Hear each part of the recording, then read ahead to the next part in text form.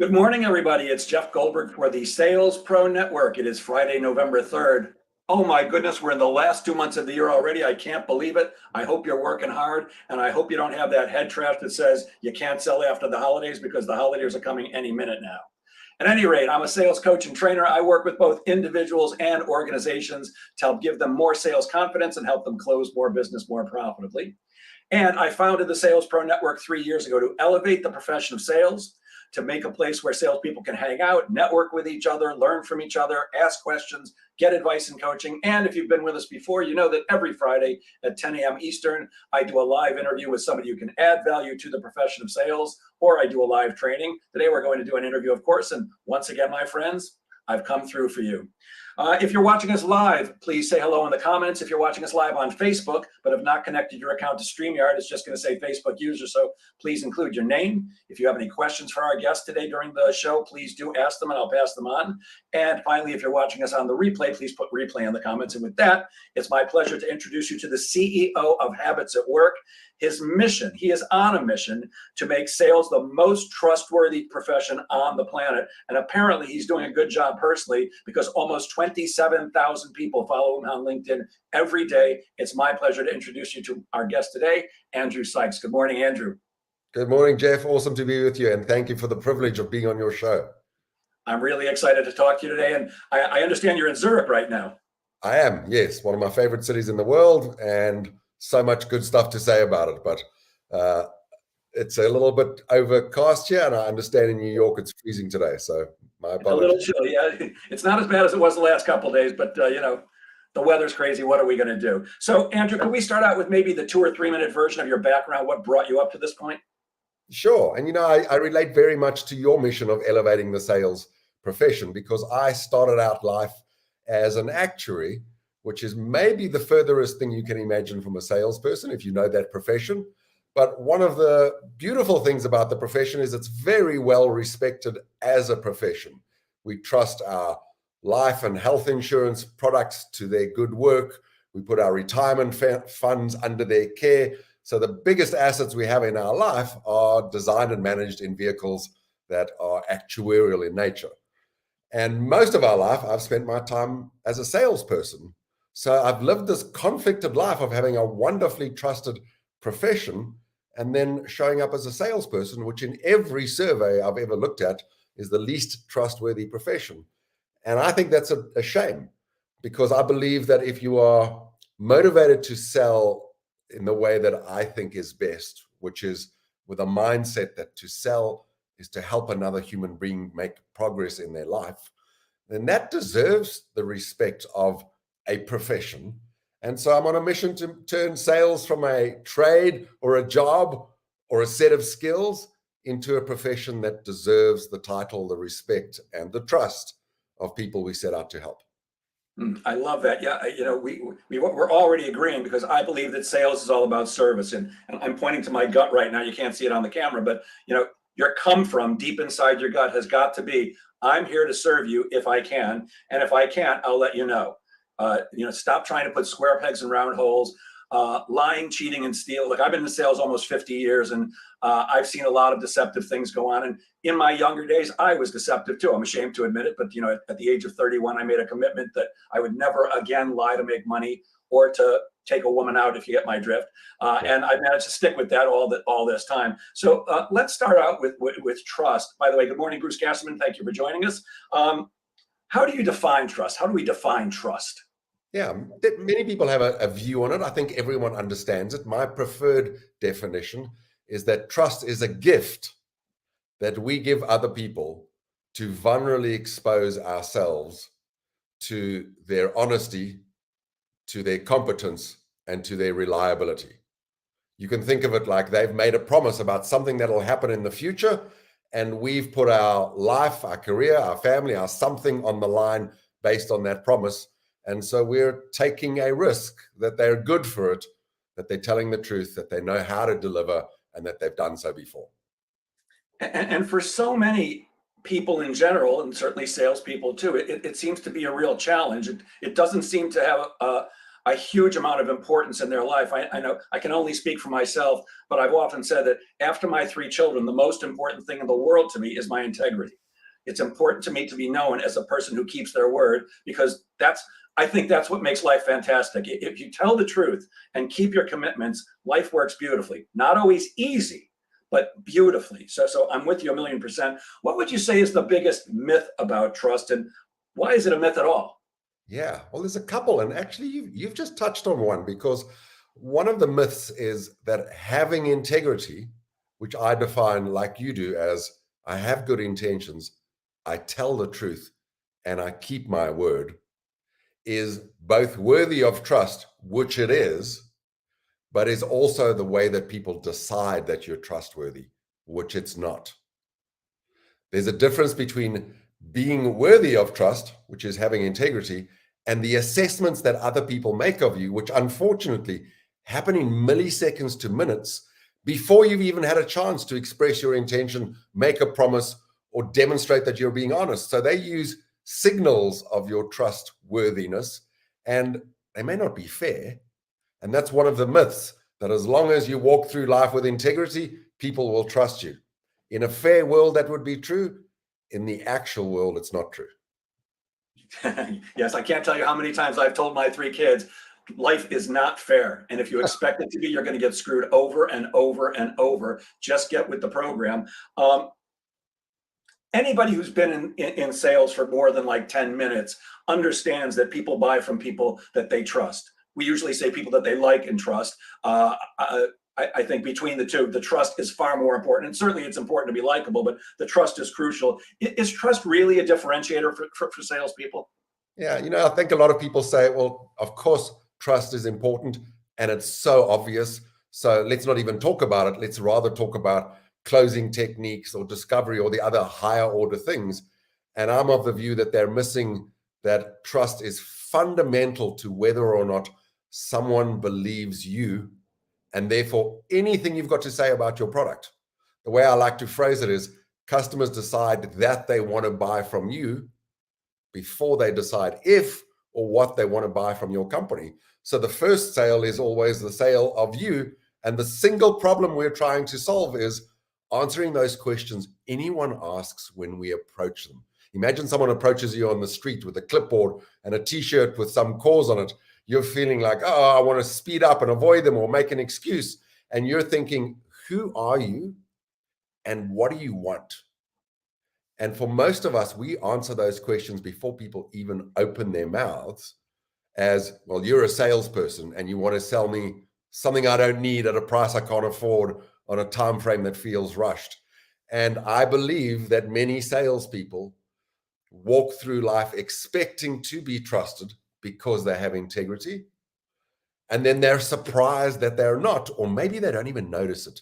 You asked about myths, and one of the other big myths, I believe, is the often said trust takes time to build. And it's true, it does build over time, but all the research in trust says the assessment of trustworthiness is something people give you or deny you in milliseconds to minutes from the moment they meet you. Well, that's fascinating, because that means there must be some things that we are doing or not doing that it's causing the person to make that snap judgment. So if that's the case, and I believe you're right, it almost has nothing to do with, are we really trustworthy? It's, are we coming across as trustworthy? Of course, we have to be trustworthy, but so what are some of the things that people are using to figure out, is Jeff trustworthy? Is Andrew trustworthy? And how can we change that perception if it's an inaccurate one? Yes. And firstly, I want to stress exactly what you said. I don't think it's a question of appearing trustworthy instead of actually being trustworthy. I think it's both. It's being trustworthy and then recognizing that people will use possibly false signals early on. For example, they will trust you less if you're not smiling or you don't make eye contact. They will trust you less if you're hard to have a conversation with, if you ask closed-ended questions or give one-word answers. And mostly, they will distrust you if you own up to being a salesperson, because we've all had bad experiences with salespeople. That's why salespeople have a bad reputation, or one of the reasons. But I think it's a little deeper than that.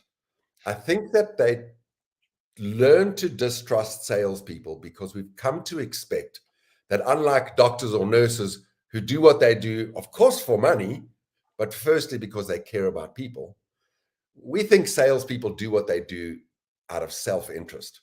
And so as soon as you say, "Hi, Jeff, my name's Andrew, I'm a salesperson," I'm saying I am of that group of people who you can expect to maybe lie to you, or at least try and manipulate you so that I get a deal and I make money. And one of the antidotes to that is sharing with your prospects why you do what you do, other than money, because we all work for money. So what is it really, when you're introducing that yourself, that you should say? It's certainly not name, rank, title, and what you do. It's much more about how you came to sales, what drives you, what your purpose is, what your mission is, and maybe a little bit that just humanizes you and takes you out of that mold of salesperson. Yeah, we definitely have a bad reputation, and some of it is well-founded. I got a call yesterday from somebody saying, "Hey, would you come do a speech for my group on influence, on how to influence people when selling?" And I said, "I could do it, but I won't."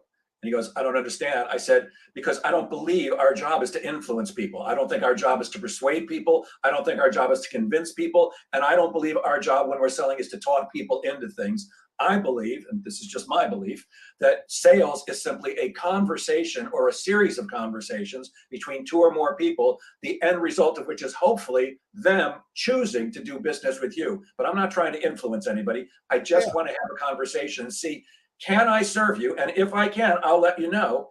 And then it's up to you to decide whether you're going to choose to do business with me." But when we're fighting this almost innate feeling that many, if not most people have, salespeople are liars, thieves, cheats, scumbags that will do anything at all to reach their hands into our pockets and take out those green pieces of paper with pictures of dead presidents on them and put them in their own pockets. We're fighting this kind of long felt belief. How do we overcome that? Yes. Well, I want to just dig in a little on what you said, because I think I simultaneously agree with most of it, and I have a point of view on this influence question. And what I agree with is that closing as a set of techniques to manipulate people into a deal is distasteful and earns the bad reputation. My friend and colleague, Professor Craig Wortman at the Kellogg Sales Institute, says it beautifully. He says, closing is the natural outcome of a sales process run well, which in your more eloquent words is, you just do what you need to do to help someone solve a problem. And if you can't, you get out of there. And if you can, it's a series of conversation that gets there. There's no closing to be done. It's a natural thing. But I will say that I believe that influencing is part of the profession, because customers or prospects show up with you with one mind or mindset or belief.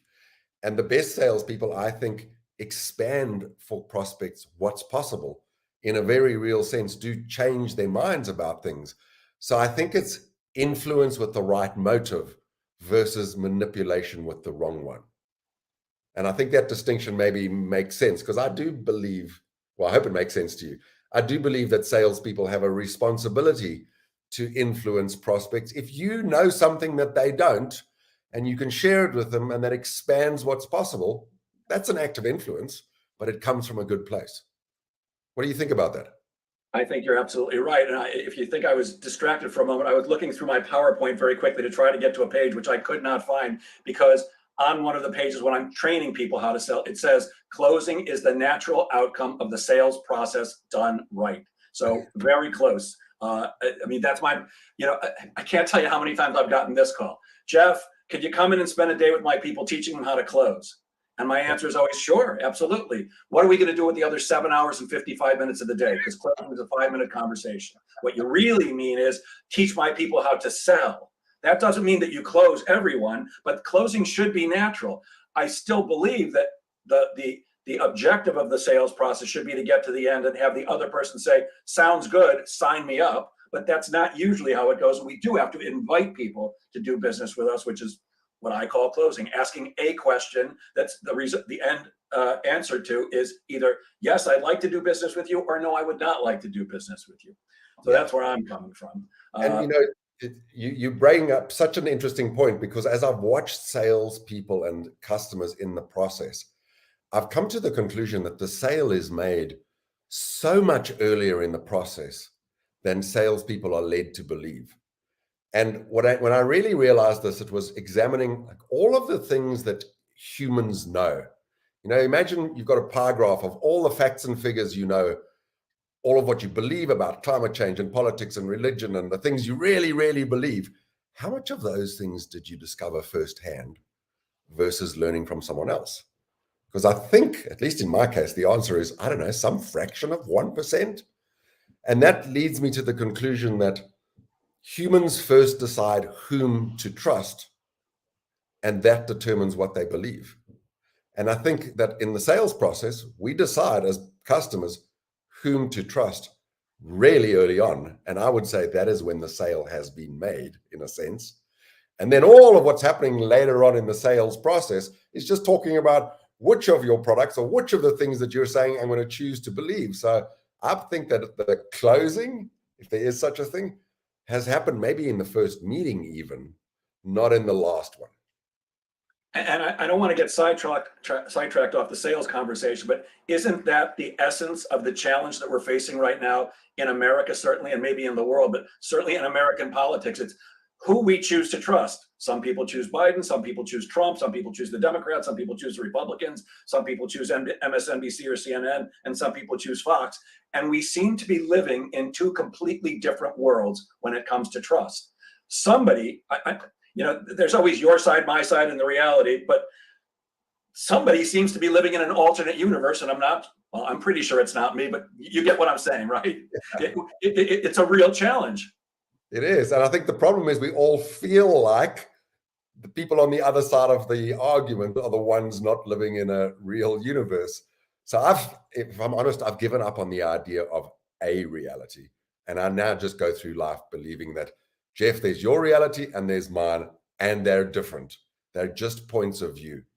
But what's possible through conversation is that we can co-create a single reality inside of which we can make progress together. Which means we have to come to some agreements that are true and then negotiate on others, which is exactly what I think Congress should be doing, and they don't. My side, your side. How about just working together for the American people? Let's get out of this one. Good morning, John Hill, by the way. John says, bad salespeople manipulate, good salespeople influence. All right. I like that. We'll have more on that argument later. So how can we become the most trustworthy salesperson that we can possibly be? Is there an equation for building trust? How do we become really, I like your term, how do we become a magnetic, trusted advisor? Yes. So I think it is what you alluded to earlier. It's the combination of the things that actually deserve trust. So tell the truth, have other people focused intentions, and keep your word, which I would describe as integrity, plus behave in a way that allows other people to thin slice you or quickly judge you based on maybe false signals that you are trustworthy. So it's the combination of those two things, at least to begin with. And when it comes to the second category, how do we appear to be trustworthy? I've already mentioned many things. It's been a great conversation opener in the way that you smile with people, you make eye contact with them, you ask them more interesting questions than how are you? You share a little bit about your life so you can reveal yourself as a human different from the profession of untrusted salespeople. You introduce yourself, answering the questions that you ask behind the trust formula. And I believe that trustworthiness is the product of three answers that people ask about us. Are you sincere? In other words, can I believe you? Are you competent? Do you have the skills to do the job? And are you reliable? Have you done it before? And given that those three things are multiplied together, it has a very big implication, because if any one of them is assessed as 0, there is no trustworthiness. So you may be the most competent, most reliable person on the planet, but if I don't believe you, I don't think you're sincere, none of it matters. And when you see that, and I have to say, when I saw that, I just wanted to throw up, because I'd spent decades doing the following. Hi, prospect. Let me tell you all about us and our offices and our people and our credentials and our track record and just tried to prove that we were trustworthy by focusing on competence and reliability before I'd earned the right to be believed. And so that formula for me, sincerity, competence, and reliability, isn't just the product. It's also worth considering that people assess those questions in order. And if they don't conclude that I can believe you, then they won't believe what you say about your competence or your track record. So we often have to flip the script and lead with our sincerity rather than our company's competence and track record. Again, we're completely on the same page. I always say it's not about us, it's about them. And you have to make it all about them. You walk into somebody's office and thank you so much for your time. Let me tell you why Jeff Goldberg and Associates is the greatest sales training company in the world and why you should be using us. And if you don't, you're an idiot. Blah, blah, blah, blah, blah. And you can watch their eyes glaze over. They leave the room, not literally, but their mind is someplace else and they're checking their watch to get rid of you. We're just not, we're not being trustworthy. We're not showing ourselves to be the kind of person that they're really looking for. And we're fighting that innate belief that they have that we are not trustworthy because we're salespeople. So it's really an uphill battle. Are there some other ways that we salespeople destroy trust? Yes, and I think we've mentioned a bunch of them. Throwing up when you show up, leading with competence statements and track record statements. I think it is not addressing the fact that people suspect that you have a motive and letting that hang there. It's listening in order to fix rather than listening in order to feel, what I call empathic listening. It's not asking enough questions. So there's a stack of things that people do, but I think at the bottom of it, what really irks people is this smell of motive. And few salespeople, I think, have ever considered, how do I get out of the trust hole that I'm put in the moment someone associates me with the profession of trust? And it is not by keeping my word and telling the truth and having a good intention. It's better done by avoiding being placed in that trust hole in the first place. So how do I, in a sense, separate myself from the bad reputation of salespeople that have come before me by demonstrating that I have an other focused motive, that why I do this is not to make money, it's to serve, that why I care is that you make progress with or without me, not just using my product. So I think there are many examples. And you asked me what makes someone the most trustworthy person in the room. I mentioned two of them. I'll add the last one, which I think is the sort of platinum rule of trust. And it's maybe the hardest one for most people to get their head around. It is that keeping your promise is different from meeting people's expectations. And for most of us, we expect that we will be judged based on whether or not we keep our promises. And in a fair world, that's true. But customers are people, and they all have unexpressed expectations, maybe ones they don't even articulate to themselves, but they will judge us based on whether or not we meet those expectations. And so you can either be indignant about it and end up not being trusted, or you can walk through life asking everyone you know, after making a promise, what else do you trust me to do? Or what other expectations do you have that you haven't expressed? And maybe even making some offers. Do you have an expectation for how I should follow up? Do you have an expectation for how I should address you? There are many things you could seed into that. But if you don't constantly live as if my promise is your expectations, not just what I've said I will do, you'll end up being judged for the difference between people's expectations and your promise. Unfairly, yes. But if you want to be the most trusted person in the world, close the gap between others' expectations and your promise. So there's a phrase I use quite often with salespeople, which is acknowledge the obvious. If you know there's something that your prospect is thinking, you might as well bring it up. It's why I like to bring up any objections before I ask for somebody's business. There's an objection type I call an every time objection, which is an objection that tends to come up for a salesperson in their particular product or service almost every time. So why wait for the prospect to bring it up? Bring it up to them. So when it comes to acknowledging the obvious, are you suggesting we should actually say, hey, look, I know you probably don't trust salesperson people, and I am a salesperson, but I'm going to do everything I can to show you that, I'm somebody who you can work with, and I'll work very hard to earn your trust. I mean, obviously smiling and all that other stuff you said before is crucial because of that instantaneous thing, but should we be that straightforward with people? I don't recommend that, because I'm of the view that when you tell people that you're trustworthy, it seems suspiciously untrustworthy. So I would recommend that you show rather than tell. And my preferred way of showing someone something or allowing them to see it for themselves is to share a story. And so I recommend that the very first story you share with someone is the story behind why you do what you do, that allows them to see that you have passion, humility, that you can be trusted. And that's usually by revealing why you chose to do what you do today. And of course, if you said, I do what I do today because I make a lot of money, well, then expect us not to be trusted. But I know that most salespeople like to make money like every other human.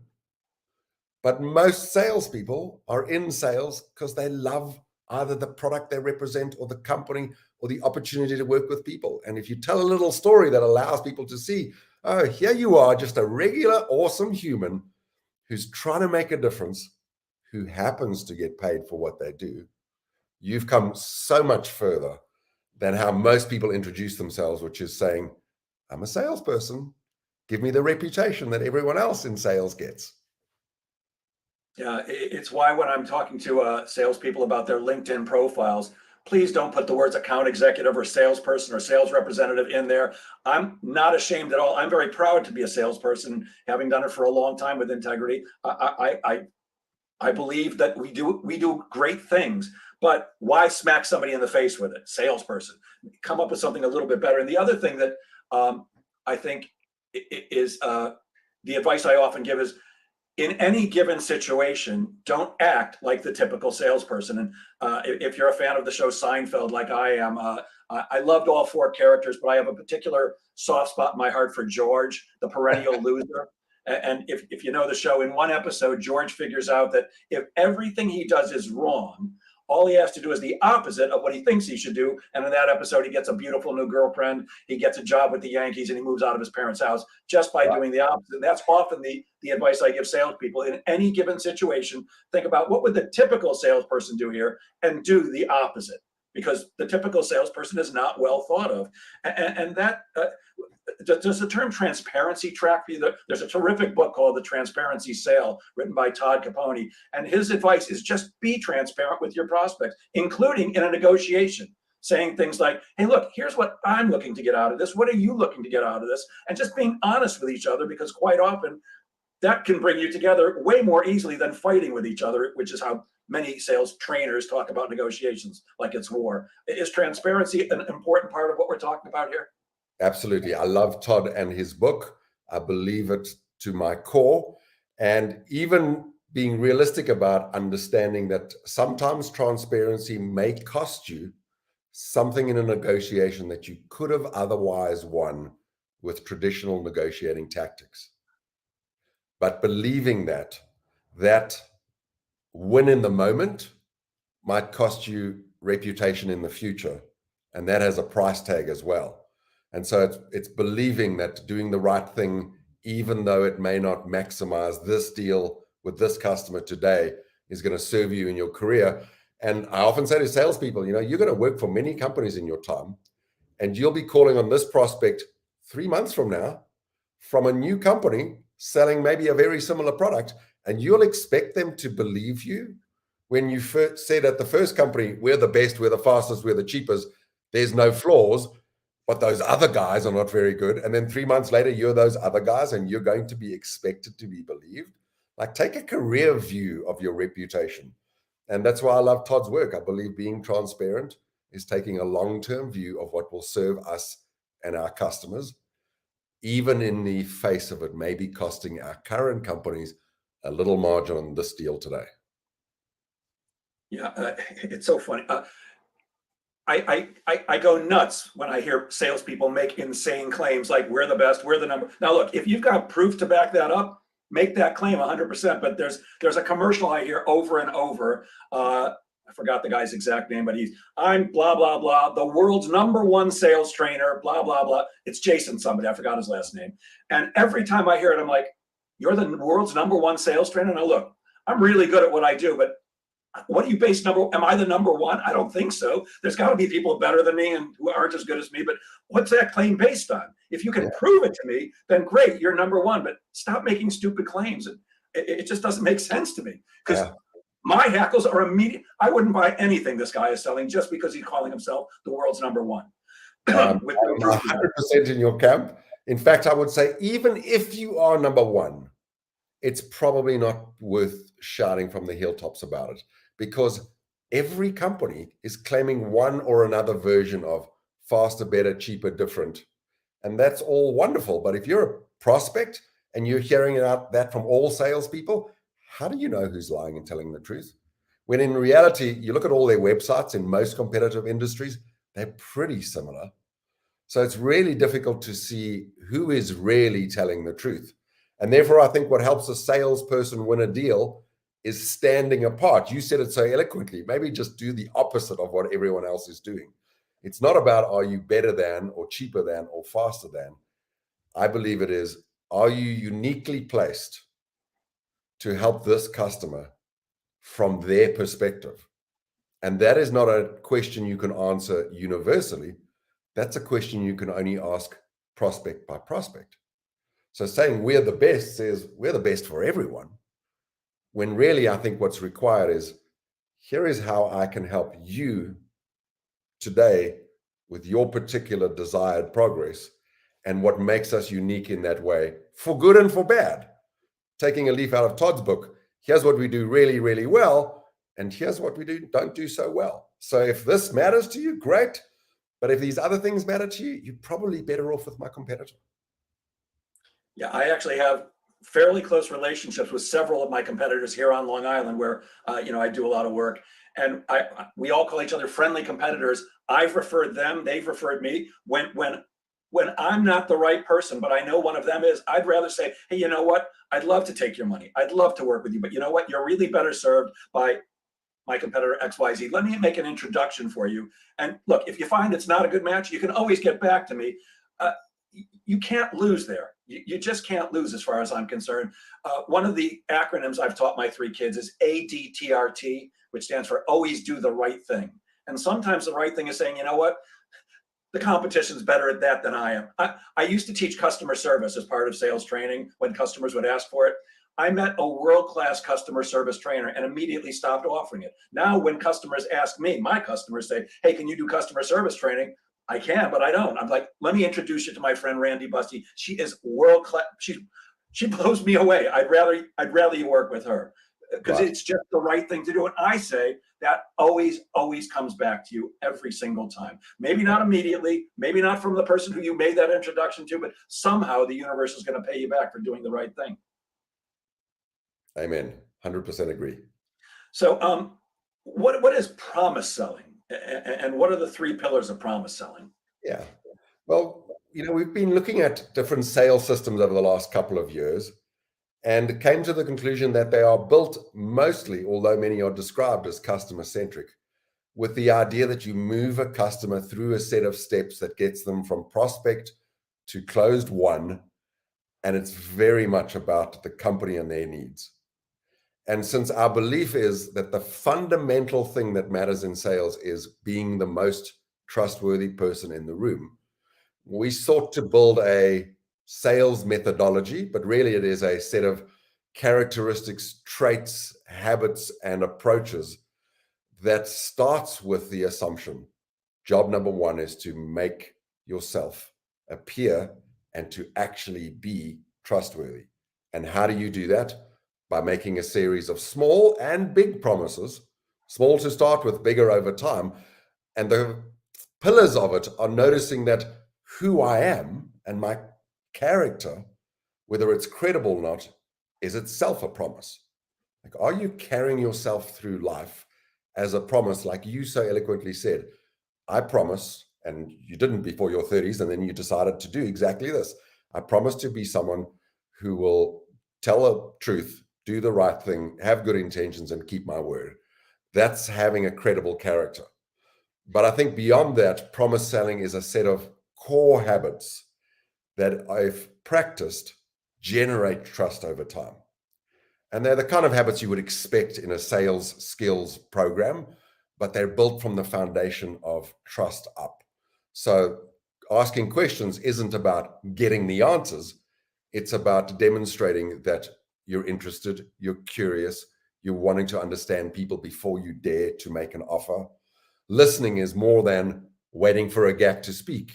And it's building trust by empathizing, by demonstrating that you will put your assumptions aside and listen with an open heart and mind first. So core habits are the second pillar. And the last one, again, like you said it more eloquently, it's the ability to have conversations that aren't just about something, but that literally create something. And in this case, conversations that create a future in which this prospect's problem or progress is solved or made. So credible character, core habits, and creative conversations. We keep all the C's, so it's easy for me to remember.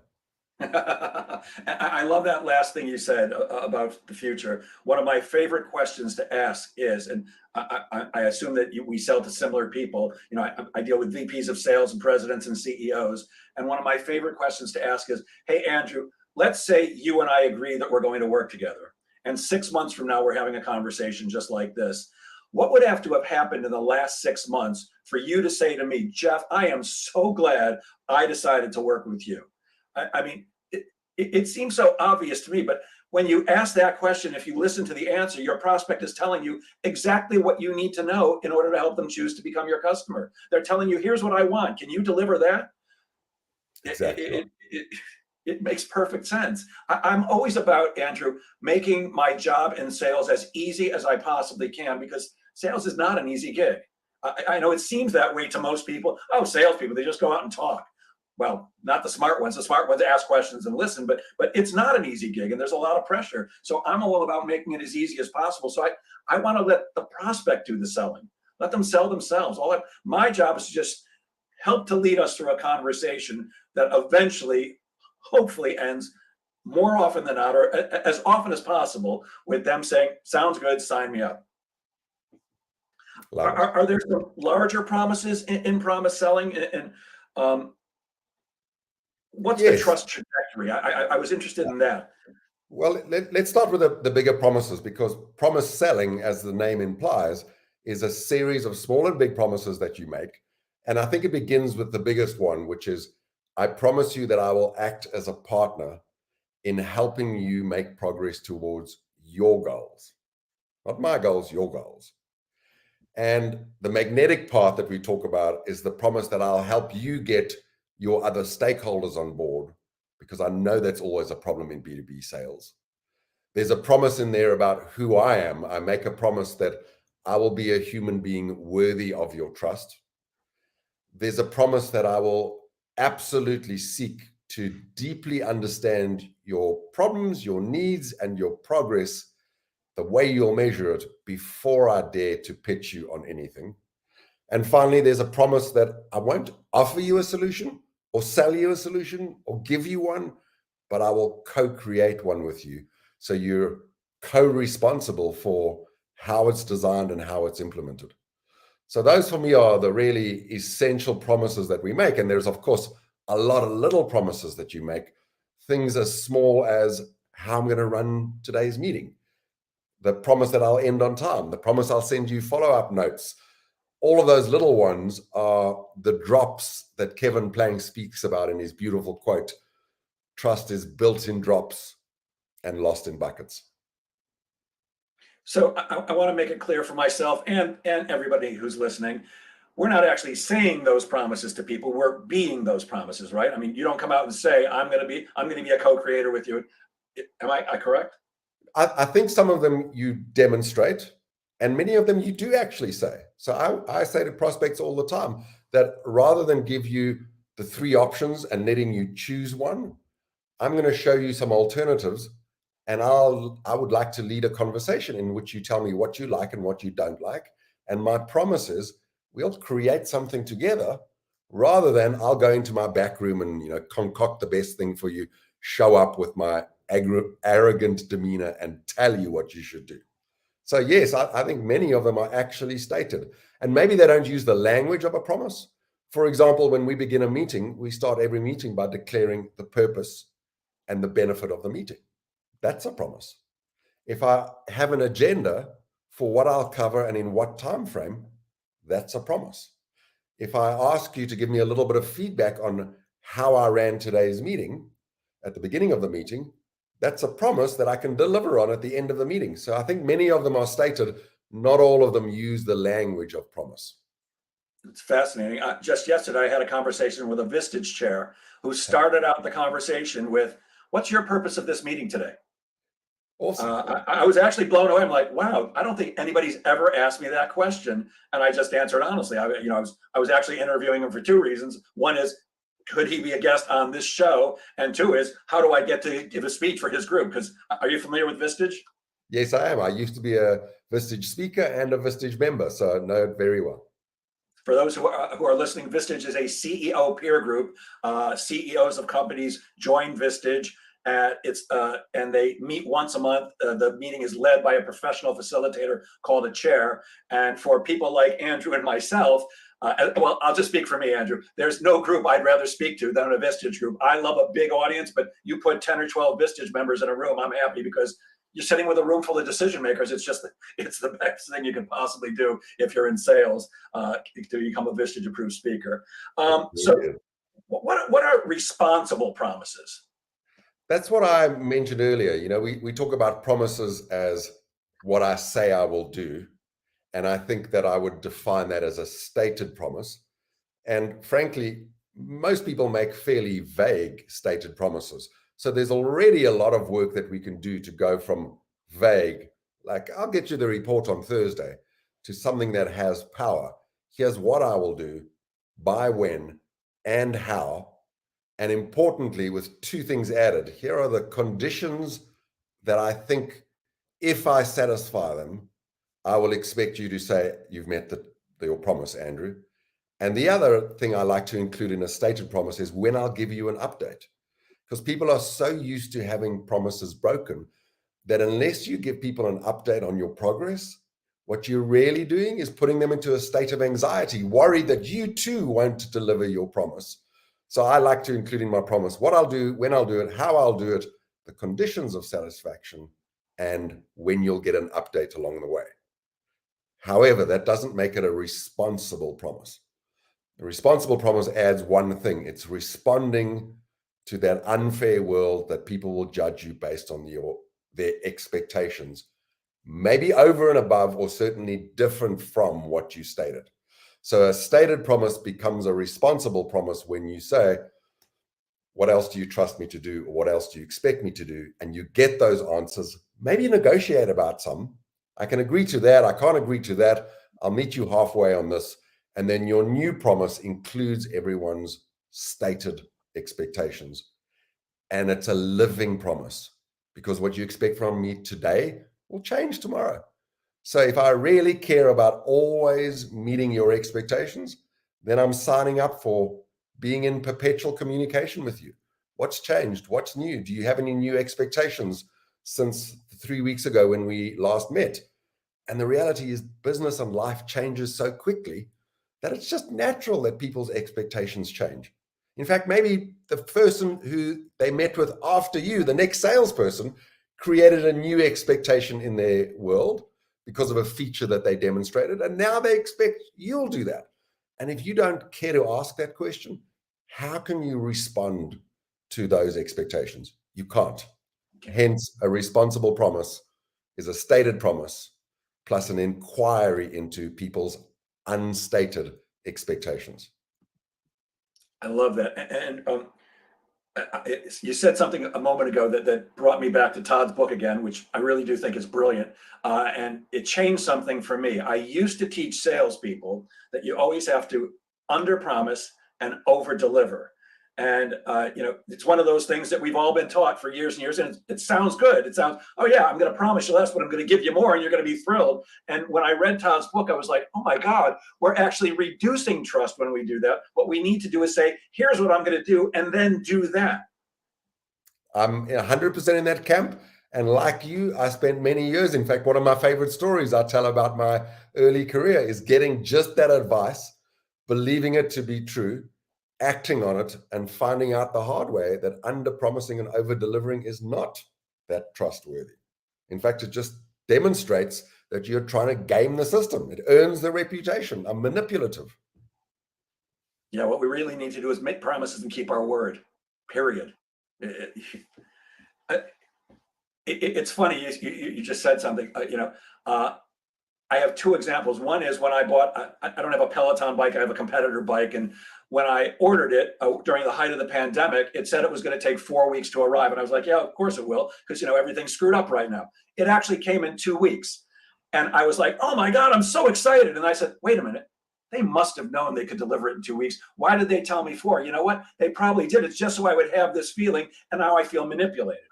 And I don't want to feel manipulated. It's crazy. And then on the flip side, I just had to order a new computer. It's a whole long story. I don't want to get into it. It made me crazy for 2 weeks now. But I'm not even going to say the company.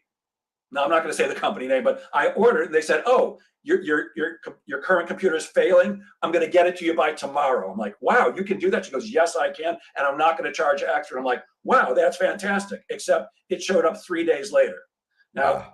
I have a feeling she had the best of intentions, when she was talking to me on the phone. But now I'm like, oh, I'm pissed off, and they've lost trust. And then they did a bunch of other stuff to lose my trust. But it's just tell the truth. Here's what I can do for you. Here's what I'm going to do. I'm going to make it happen in this amount of time, in this way. And when people get what you've told them they're going to get, I think that's all you need to do. Yeah. And, I think that those two examples you shared are exactly why people have come to the conclusion, under promise and over deliver. Because I think your disappointment in the computer was probably greater than your joy with the exercise bike. Oh, by orders of magnitude. Yeah. So if you're going to err on the side of over delivering what you said you're going to do. But I still believe in what Todd says and what we both believe, which is maybe there's a middle ground to say, I believe we can get it there in 1 day. Our track record says we get it there in 1 day. The worst case scenario is it's going to be 3 days, and that may happen, but I'm committing to doing everything in my power to get it to you tomorrow. And if it does arrive late, here's what I may do in addition to solve that annoyance. That would have changed my entire experience. Well, they did a lot of other stuff after that really lost my trust too. But that one thing initially would have made the whole experience much better. You mentioned earlier the Kellogg Sales Institute. I've never heard of that before until I started researching it today. What is the Kellogg Sales Institute? Yeah, well, it's a extraordinary institute in the sense that it's one of the very few business school based research foundation institutes.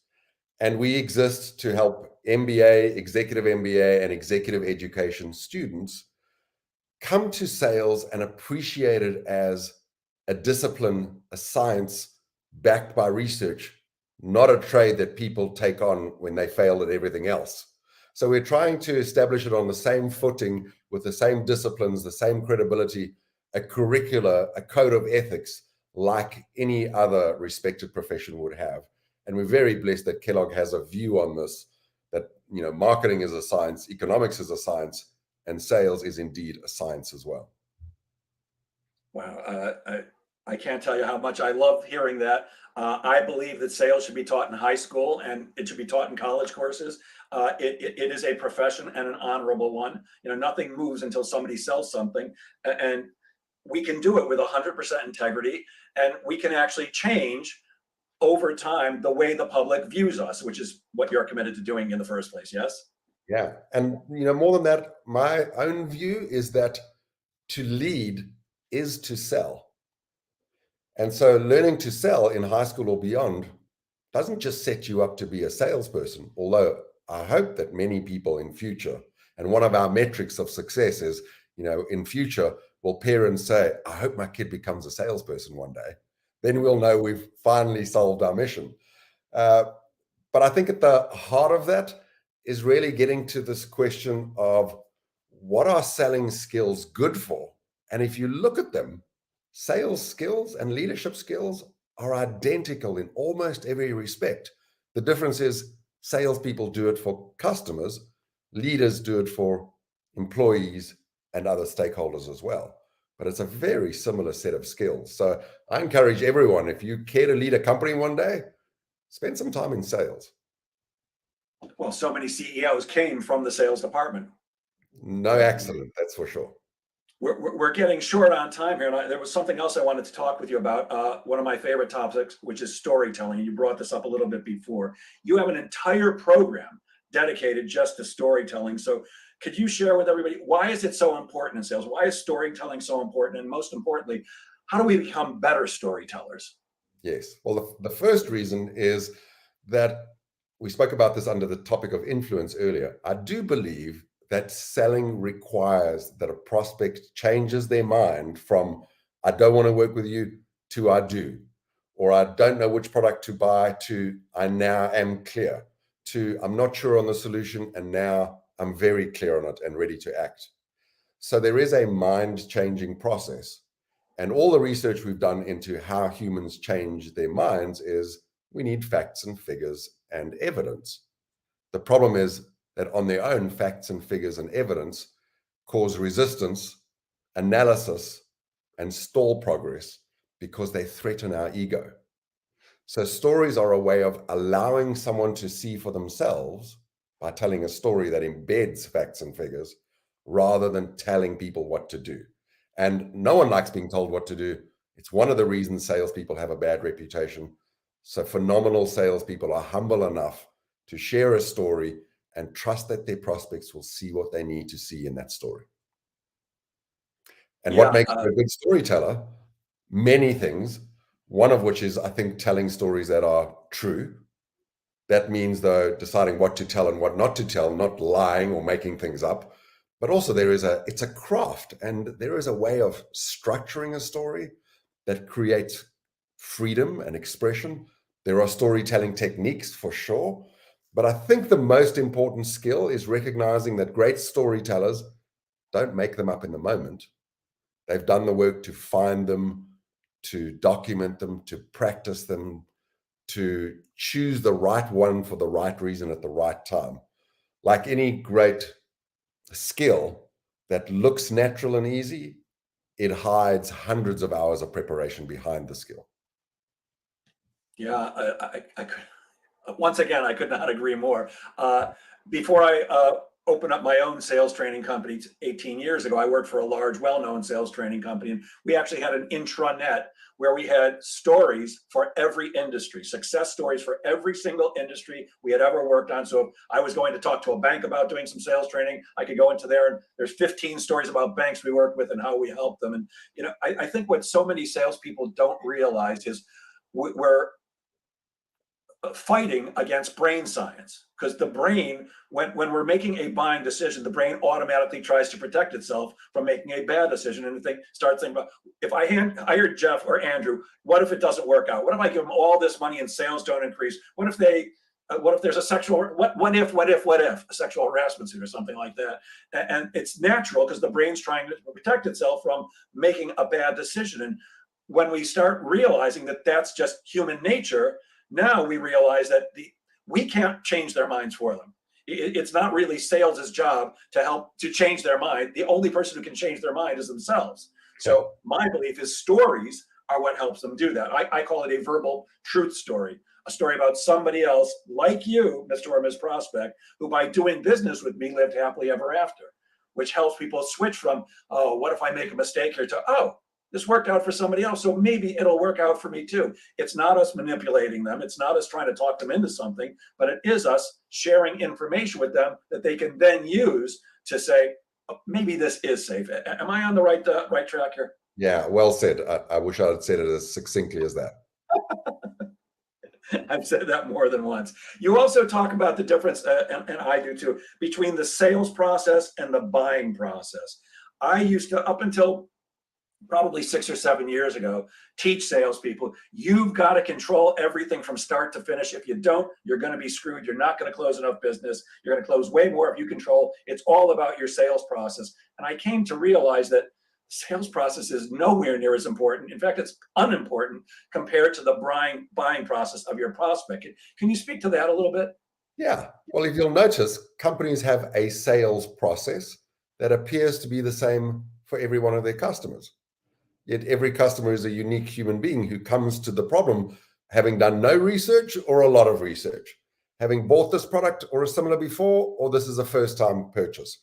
They're either making the decision on their own, or there's 17 people whispering in their ears and giving them budget or not.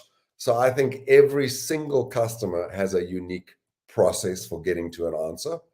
And job number one beyond, well, let's call it job number two. Job number one is earning the trust to ask this question. Jeff, what is your process for making the decision here?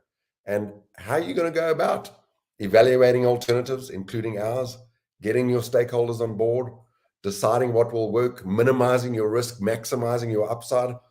And I think great salespeople ask about that, listen for it, document it, and then that becomes my sales process.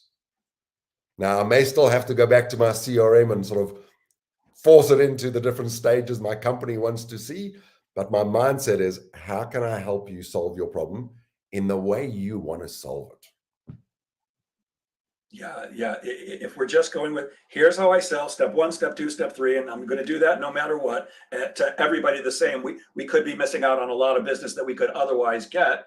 The question I always ask is, the last time your company made a decision like this, in my case, in your case, sales training or sales coaching, the last time your company made a decision like this, how'd you go about it and who was involved? Because again, it comes down to asking the right questions. If you just ask the right questions and shut up and listen, your prospect will tell you everything you need to know in order to help them choose to become your customer. But so many of us, and I hate this word desperately, are intent on pitching. I despise that word just because of everything it brings up. It implies a con artist. My job's not to pitch. My job's to have a conversation with you, and at the end you go, think I want some, or think I don't want some. Yeah, And I don't know about for you. I like to remember that pitching reminds me of a pitchfork, and no one likes being stuck with a pitchfork. It hurts to be pitched versus Absolutely, someone positively. creating a solution with you. I love that. Hey, Andrew, before we go, I have to ask, because I grew up there, what do you like about living in Chicago? The summers are magnificent. The city just comes alive. I think it's the best kept secret in America. I mean, I know it's well kept because the winters are brutal, but there's nothing better than the architectural riverboat cruise on a summer evening, looking at the beautiful architecture in Chicago. It's magnificent.